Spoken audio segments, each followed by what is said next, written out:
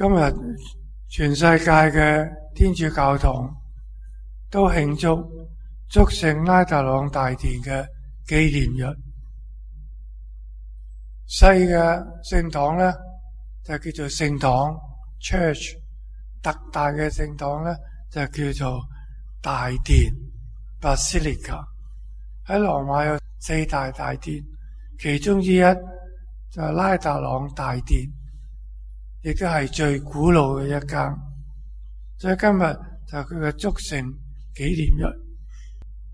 耶穌喺《約翰福音》第4章曾經話過，朝拜天主嘅人應該以心神、以真理去朝拜父。喺教會初期咧，係冇聖堂嘅，經過好耐都冇聖堂。啲宗徒同埋佢哋嘅繼承人咧，係喺教友屋企開彌撒、講道同埋分享。因為嗰個時候教會係被迫害，咁所以經過好耐嘅時間咧，都係匿埋喺啲教友屋企開彌撒噶啦。咁啊，直至到咧停止咗迫害教會，第一個羅馬暴君士坦丁堡奉咗天主教之後咧，就開始咧有聖堂啦。啲教友咧用佢哋嘅才能，有啲識得建築噶，用佢哋嘅才能，特別捐出嚟嘅錢咧，係好靚嘅聖堂嚟恭敬天主。大概喺4世紀之前咧，喺羅馬有一個貴族嘅家庭，個家主咧就叫做拉達朗，佢一間宮殿，因為好有錢嘅，好宏偉嘅宮殿。咁後來咧，呢個宮殿咧就係君士坦丁皇帝所擁有啦。因為佢信咗天主教，佢哋認為天主教咧就好似佢嘅國教嘅噶啦，所以佢將呢個拉達朗大殿咧就送咗俾教會。咁拉達朗呢個人咧係好有錢咯，咁啊呢個暴君咧變咗教友之後咧，佢就好大方，將拉達朗大殿送俾教宗，同埋附近所有好多嘅建築物都俾埋教會。咁嗰陣時咧就好平安啦。咁啊，皇帝將呢個宮殿俾咗教會，成為教會最古老嘅大殿，加多咗個名就叫聖 John， 聖約翰洗者。呢個拉達朗聖 John 拉達朗大殿係呢個全名嚟嘅。咁啊，教宗咧就係羅馬嘅主教，所以教宗咧嘅座堂咧，主教座堂咧就係教宗嘅座堂。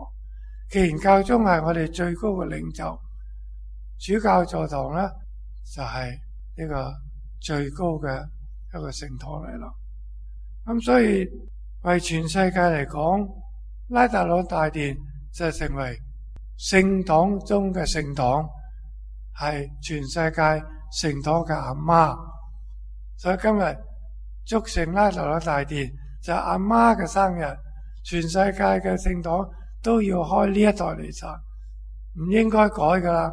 讀經好，乜都好，教宗今日住喺其中咧，聖保祿大殿4大大殿之一，教宗今日都要去拉達朗開彌撒，所以佢好尊重呢個大殿嘅。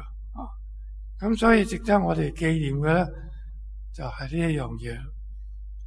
所以今日呢個節日係一個好開心嘅機會，提醒我哋教友信仰嘅開始就係聖堂。我哋喺聖堂學道理，我哋喺聖堂領洗，我哋喺聖堂繼續我嘅靈修培育。所以呢個聖堂就係我哋嘅開始，係我哋嘅根，係我哋合一嘅標記。因為我哋所有嘅教友都珍惜聖堂係我哋嘅家，仲有都可以稱為咧天主嘅紀念碑，紀念天主嘅就係個聖堂。一入聖堂，我哋知道係天主由呢度開始俾咗我哋信仰，所以天主所做嘅一切都係透過教會話俾我哋聽，所以我哋所有嘅信息都係由梵蒂岡嗰度一路落嚟。有啲經文都係要經過教會抌印，主教認可嘅，主教恩准印出嚟嘅，吸咗個印，嗰啲先就係 official 嘅經文，唔係你中意俾阿茂阿壽你念啦，嗰啲係唔合格噶。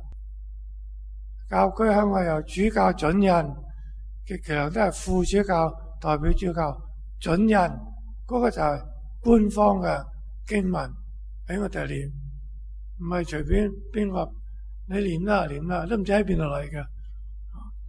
所以今日我哋記得翻耶穌喺若望福音遲啲咁多第4章咧，佢話真正朝拜天主嘅人應該以心神以真理去朝拜父，呢個就係重點，真理朝拜同埋敬禮天主。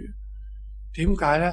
因為天主係神，無形無像嘅神，所以天主唔局限喺某一個地方，天主無所不在，所以恭敬天主咧，可以喺任何地方都可以恭敬天主，特別係聖堂。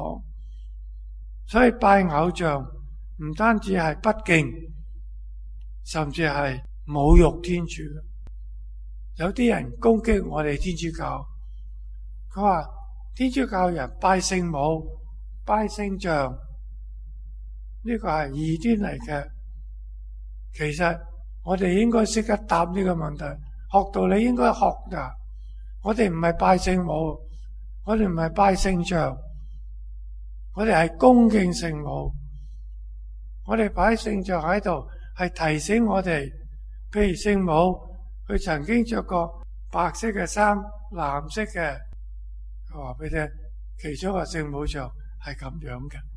有啲聖母像係另外一個顏色，唔係有好多個聖母，即係一個聖母，佢喺唔同嘅地方着過唔同嘅衫顯現，所以我哋做聖母像係提醒我哋阿媽聖母係我哋嘅媽媽，我哋係恭敬佢，只拜嘅只可以拜天主，唔可以拜聖母。我哋恭敬聖母，無論你跪喺度又好，企喺度又好，鞠躬又好，我都係恭敬聖母。你可以跪，你跪唔等於話你拜聖母噶。英女王係皇帝啊，嗰啲人見到英女王，特別女士見到英女王，佢跪一跪噶。你話佢係咪拜英女王啊？唔係喎，英女王冇話佢係天主喎，佢只係一個禮儀去恭敬女王，所以佢跪一跪。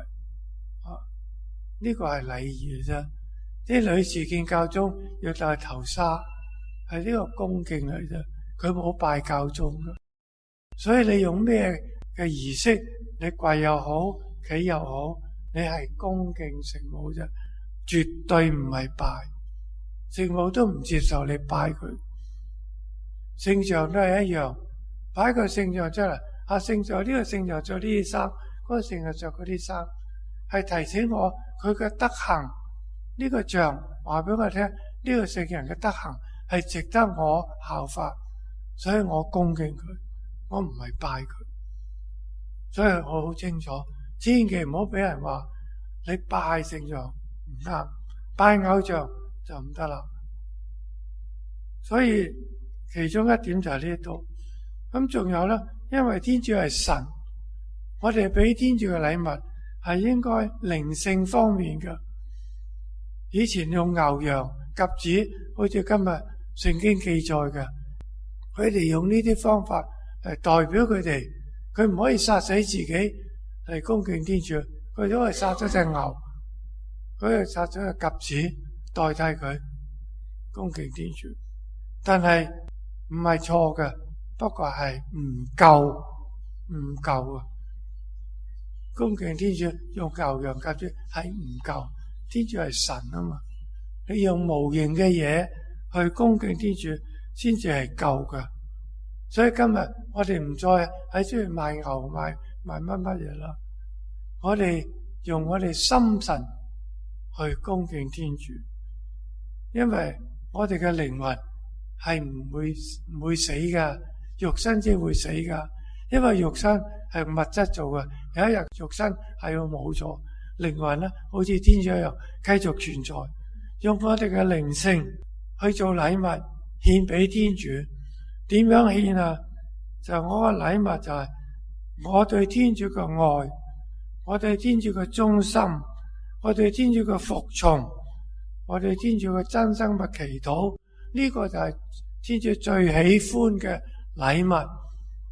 我哋試下咁樣心神去恭敬天主。物質係好次要嘅，我哋人最高貴嘅地方就係睇唔到嘅我哋嘅靈魂。所以當我哋嘅身體化咗灰化咗骨之後，仲有睇唔到最高貴嘅一面，就係我哋嘅靈魂。我哋用我嘅心神去敬禮佢，呢個就係最適當嘅。人係透過佢內心嘅真誠，成為天主親密嘅朋友同埋仔女，呢個就係天主喜歡嘅禮物。所以我哋嚟聖堂唔係俾啲嘢，我哋俾我自己嘅愛，俾我自己嘅尊敬、服從、聽話。天主唔係局限喺一個地方，所以我哋離開咗天主，天主都喺我哋嘅心，所以用心去恭敬天主。有時我哋獻彌撒金，求神父開彌撒，要記住，你唔係買彌撒啦，冇資格買彌撒，1萬蚊、1億蚊都買唔到彌撒噶。彌撒金係你愛天主，你奉獻一啲錢咧，去資助聖堂嘅開支，同埋神父嘅一部分嘅生活費。教會俾咗少少零用錢俾我哋，俾咗周居費俾我哋，俾咗醫藥費俾我哋。但係仲有啲我非法啊，我買衫啊，我買鞋啊，係你哋俾噶。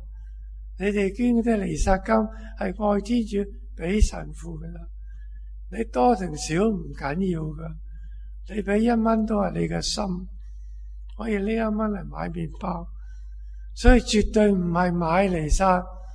有啲人話我俾20蚊，你俾個餅仔我，抵到爛啦。哇，咁樣講，你應該唔係餅仔嚟噶，餅仔可以20蚊啊，聖體唔可以20蚊噶。1000蚊1億蚊都買唔到聖體噶，係天主可憐我哋，佢自己俾我哋佢嘅身體。你係咪要恭敬佢啊？幾多蚊唔係問題，幾多蚊係其他嘅問題。你係資助聖堂燈油火蠟要噶嘛？請員工嚟服侍我哋要錢噶嘛？啲錢就嗰啲啦。天主唔介意你20好100好幾多好。記住唔係買彌撒，所以我哋識得明白道理嘅時候，我哋知道我哋點樣用天主俾我哋嘅錢，用心神、用靈魂去同天主去交談，同埋天主去相遇，呢個先係最高嘅靈修。唔係你揸張紙念完篇經，嗰篇經如果能夠帶領到你同天主交談，能夠同天主相助，呢篇經文係啱嘅，係有用嘅。但係如果你只係識得念，你冇同天主溝通，你聽咗今日道理，係天主同你講話，跟住你反省之後係我多謝天主，你幫助我咁樣做教友，你識得多謝，你咪你個祈禱咯，你個回應咯，天主講先，你反省，跟住你講，呢個就叫做祈禱，唔係念經。我冇話念經係錯。如果念經係帶到你同天主建立咁好嘅關係，就係一流。耶穌同撒瑪利亞婦人傾偈嘅時候，嗰個撒瑪利亞婦人佢話：我知道天主默西亞有一日佢會嚟，佢會講俾我哋聽所有呢啲一切。耶穌對佢話：同你講話嘅我就係天主咯。所以我哋睇到，我哋最緊要嘅係同天主建立關係。希望我哋透過今日呢個節日，我哋珍惜天主俾我哋嘅時間。當我哋去聖堂嘅時候，記得耶穌講嘅說話：我父嘅聖殿係祈禱嘅地方，唔好使我嘅聖殿成為商場。所以當我哋入聖堂嘅時候，我哋記得聖堂係俾我哋靜落嚟去聽天主嘅說話。我先嚟靜靜地坐度睇下今日嘅讀經，我明唔明呢？唔明，一陣間聽下神父點樣解釋。明咗之後，我多謝天主。所以我入嚟係聽天主嘅話，我出去之前，我係感謝天主嚟我個心，俾我教訓，幫助我成長。所以喺聖堂裏邊，聖堂唔係一個地方或者一個時間去滿足我哋自私嘅一啲嘅喜好。有啲嘢我喺第二個時間去做，但係聖堂係要尊重，唔係俾我哋傾偈，唔係俾我哋商量一陣間做乜，係專心聆聽、反省同埋答謝，多謝天主俾我嘅一切。希望我哋做到咯。